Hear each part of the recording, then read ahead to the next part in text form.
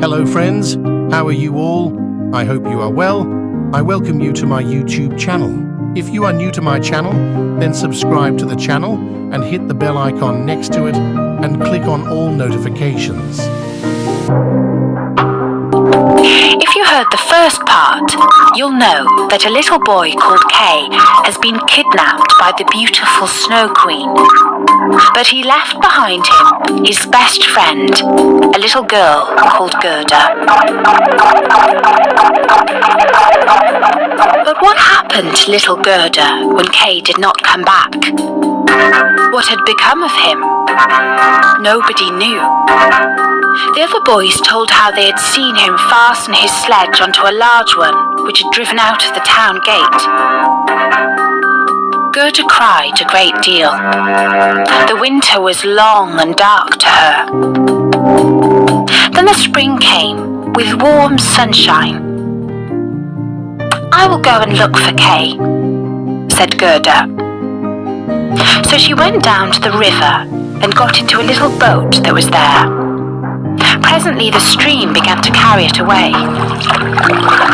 "Perhaps the river will take me to Kay," thought Gerda. She glided down past trees and fields till she came to a large cherry garden in which stood a little house with strange red and blue windows and a straw roof. Before the door stood two wooden soldiers who were shouldering arms. Gerda called to them, but they naturally did not answer. The river carried the boat onto the land. Gerda called out still louder, and there came out of the house a very old woman.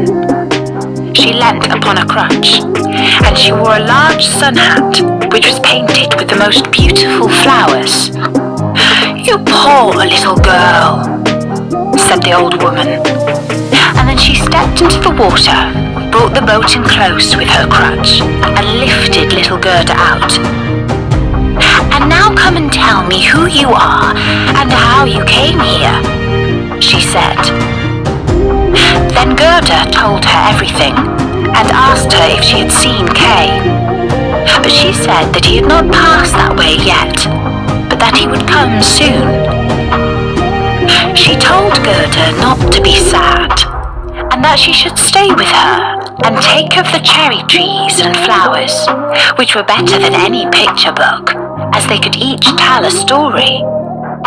She then took Gerda's hand and led her into the little house and shut the door. The windows were very high, and the panes were red, blue and yellow, so that the light came through in curious colours. On the table, there were the most delicious cherries, and the old woman let Gerda eat as many as she liked, while she combed her hair with a gold comb as she ate.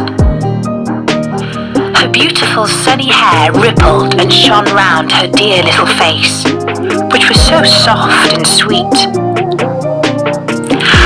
"I have always longed to have a dear little girl just like you, and you shall see how happy we shall be together." As she combed Gerda's hair, Gerda thought less and less about Kay. For the old woman was a witch, but not a wicked witch, for she only enchanted now and then to amuse herself. But she did want to keep little Gerda very much. So she went into the garden and waved her stick over all the rose bushes and blossoms and all. They sank down into the black earth, and no one could see where they had been. The old woman was afraid that if Gerda saw the roses, she would begin to think about her own, and then would remember Kay and run away. Then she led Gerda out into the garden.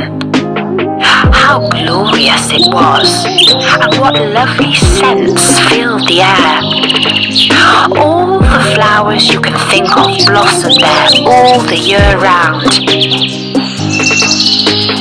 Gerda jumped for joy and played there till the sun set behind the tall cherry tree. And Then she slept in a beautiful bed with red silk pillows filled with violets. And she slept soundly and dreamed as a queen does on her wedding day. The next day, she played again with the flowers in the warm sunshine, and so many days passed by. Gerda knew every flower, but although there were so many, it seemed to her as if one were not there, though she could not remember which.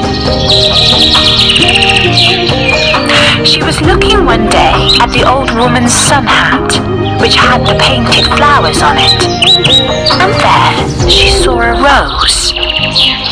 The witch had forgotten to make that vanish when she had made the other roses disappear under the earth. It was so difficult to think of everything. "Why, there are no roses here!" cried Gerda.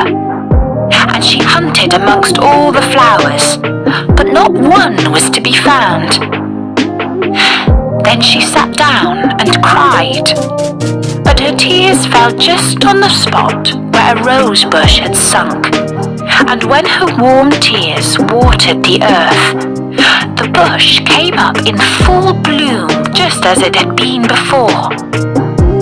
Gerda kissed the roses and thought of the lovely roses at home, and with them came the thought of little Kay. "Oh, what have I been doing?" said the little girl. "I wanted to look for Kay." She ran to the end of the garden. The gate was shut, but she pushed against the rusty lock so that it came open. She ran out with her little bare feet. No one came after her. At last she could not run any longer, and she sat down on a large stone. When she looked round, she saw that the summer was over. It was late autumn. It had not changed in the beautiful garden, where there was sunshine and flowers all the year round. "Oh dear, how late I have made myself," said Gerda. "It's autumn already. I cannot rest." And she sprang up to run on. Oh, how tired and sore her little feet grew, and it became colder and colder. She had to rest again, and there on the snow in front of her was a large crow. It had been looking at her for some time, and it nodded its head and said, "Caw! Good day." Then it asked the little girl why she was alone in the world. She told the crow her story and asked if he had seen little Kay. The crow nodded very thoughtfully and said, "It might be, it might be." "What? Do you think you have?" cried the little girl, and she almost squeezed the crow to death as she kissed him. "Gently, gently," said the crow. I think it might be little Kay, but now he has forgotten you for the princess." "Does he live with a princess?" asked Gerda. "Yes. Listen," said the crow. Then he told her all he knew. "In the kingdom in which we are now sitting lives a princess who is dreadfully clever. She has read all the newspapers in the world and has forgotten them. She is as clever as that. The other day she came to the throne, and that is not so pleasant as people think. Then she began to say, 'Why should I not marry?' But she wanted a husband who could answer when he was spoken to, not one who would stand up stiffly and look respectable. That would be too dull." When she told all the court ladies, they were delighted. You can believe every word I say. said the crow. "I have a tame sweetheart in the palace, and she tells me everything." Of course, his sweetheart was a crow. The newspapers came out next morning with a border of hearts round it, and the princess's monogram on it. And inside you could read that every good-looking young man might come into the palace and speak to the princess. And whoever should speak loud enough to be heard would be well fed and looked after. And the one who spoke best should become the princess's true husband. "Indeed," said the crow. "You can quite believe it is as true as that I am sitting here." Young men came in streams, and there was such a crowding and mixing together. But when nothing came of it on the first nor on the second day, they could all speak well when they were in the street, but as soon as they came inside the palace and saw the guards in silver and upstairs the footmen in gold and the great hall all lighted up, then their wits left them. And when they stood in front of the throne where the princess was sitting, then they could not think of anything to say except to repeat the last word she had spoken, and she did not much care to hear that again. It seemed as if they were walking in their sleep until they came out into the street again, where they could speak once more. There was a road stretching from the gate of the town up to the castle. They were hungry and thirsty, but in the palace they did not even get a glass of water. A few of the cleverest had brought some slices of bread and butter with them, but they did not share them with their neighbour, for they thought, "If he looks hungry, the princess will not take him." "But what about Kay?" asked Gerda. "When did he come? Was he in the crowd?" "Wait a bit, we are coming to him." On the third day, a little figure came without horse or carriage and walked jauntily up to the palace. His eyes shone as yours do. He had lovely curling hair, but quite poor clothes. "That was Kay!" cried Gerda with delight. "Oh, then I have found him!" And she clapped her hands.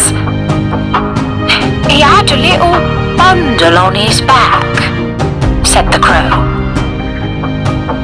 "No, it must have been his skates, for he went away with his skates." "Very likely," said the crow. "I did not see for certain, but I know this from my sweetheart, that when he came to the palace door and saw the royal guards in silver and on the stairs the footmen in gold, he was not the least bit put off. He nodded to them, saying, 'It must be rather dull standing on the stairs. I would rather go inside.' The halls blazed with lights. Councillors and ambassadors were walking about in noiseless shoes carrying gold dishes. It was enough to make anyone nervous. His boots squeaked dreadfully loud, but he was not frightened. "That must be Kay," said Gerda. "I know he had new boots on. I've heard them creaking in his grandmother's room." "They did creak, certainly," said the crow, "and not one bit afraid. Up he went to the princess, who was sitting on a large pearl as round as a spinning wheel. All the ladies in waiting were standing round, each with their attendants, and the lords in waiting with their attendants. The nearer they stood to the door, the prouder they were. It must have been dreadful," said little Gerda. "And Kay did win the princess." "I heard from my tame sweetheart that he was merry and quick-witted. He had not come to woo," he said, "but to listen to the princess's wisdom. And the end was that they fell in love with each other. "Oh yes, that was Kay," said Gerda. "He was so clever. He could do sums with fractions. Oh, do lead me to the palace." "That's easily said," answered the crow. "But how are we to manage that?" "I must talk it over with my tame sweetheart. She may be able to advise us, for I must tell you that a little girl like you could never get permission to enter it." "Yes, I will get it," said Gerda. "When Kay hears that I am here, they will come out at once and fetch me." "Wait for me by the railings," said the crow, and he nodded his head and flew away. It was late in the evening when he came back. "Caw, caw," he said. "I am to give you her love, and here is a little roll for you." She took it out of the kitchen. "There's plenty there, and you must be hungry. You cannot come into the palace. The guards in silver and the footmen in gold would not allow it. But don't cry. You shall get in all right. My sweetheart knows a little back stairs which leads to the sleeping room, and she knows where to find the key." They went into the garden, and when the lights in the palace were put out one after the other, the crow led Gerda to the back door.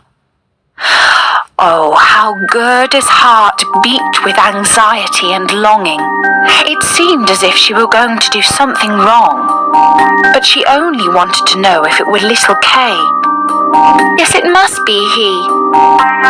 She remembered so well his clever eyes, his curly hair. She could see him smiling as he did when they were at home under the rose trees. He would be so pleased to see her and to hear how they all were at home. Now they were on the stairs. A little lamp was burning, and on the landing stood the tame crow. She put her head on one side and looked at Gerda, who bowed as her grandmother had taught her. "My betrothed has told me many nice things about you, my dear young lady," she said. "Will you take the lamp while I go in front? We go this way so as to meet no one." Through beautiful rooms they came to the sleeping room. In the middle of it, hung on a thick rod of gold, were two beds, shaped like lilies. One all white, in which lay the princess, and the other red, in which Gerda hoped to find Kay. She pushed aside the curtain and saw a brown neck. Oh, it was Kay! She called out his name loud, holding the lamp towards him. He woke up, turned his head and... Oh, it was not Kay. It was only his neck that was like Kay's, but he was young and handsome. The princess sat up in her lily bed and asked who was there. Then Gerda cried and told her story and all that the crows had done. "You poor child," said the prince and princess, and they praised the crows and said that they were not angry with them, but that they must not do it again. Now they should have a reward. "Would you like to fly away free?" said the princess. "Or will you have a permanent place as court crows with what you can get in the kitchen?" And both crows bowed and asked for a permanent appointment, for they thought of their old age. And they put Gerda to bed, and she folded her hands, thinking as she fell asleep, "How good people and animals are to me." The next day, she was dressed from head to foot in silk and satin. They wanted her to stay on in the palace, but she begged for a little carriage and a horse and a pair of shoes so that she might go out again into the world to look for Kay. They gave her a muff as well as some shoes. She was warmly dressed, and when she was ready, there in front of the door stood a coach of pure gold, with a coachman, footman, and postilions with gold crowns on. The prince and princess helped her into the carriage and wished her good luck. The wild crow, who was now married, drove with her for the first 3 miles. The other crow could not come because she had a bad headache.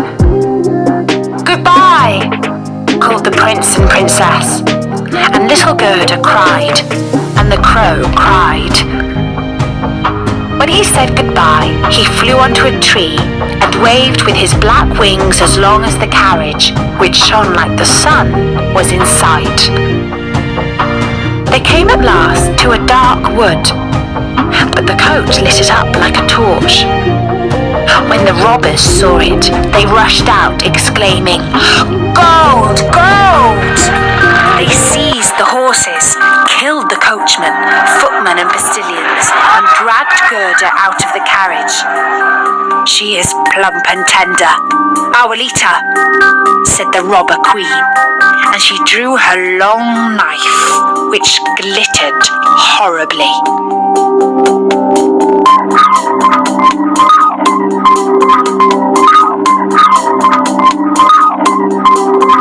And that's the end of the second part of the Snow Queen. To watch and listen new true stories and fictional stories, subscribe my channel and click on the bell icon for all notifications so that you can be the first whenever I upload a video. Thank you.